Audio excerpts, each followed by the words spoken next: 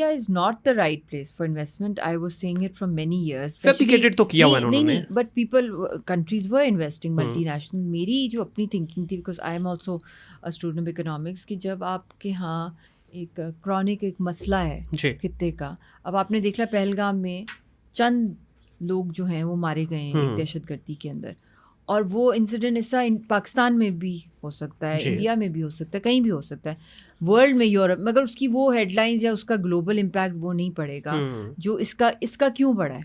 Because it's Pahalgam, and Pahalgam is situated in a disputed territory, Indian occupied Jammu and Kashmir, and it is a nuclear flash point جس پہ جنگیں بھی ہوئی ہیں. اور اس وقت تو 27 فیبروری 2019 کو نیوکلیئر کوڈز ایکسچینج ہوئے تھے, اس وقت جب الیکشن چل رہے تھے ہندوستان کے, اور پلوامہ کا انسیڈنٹ ہوا, فالس فلیگ.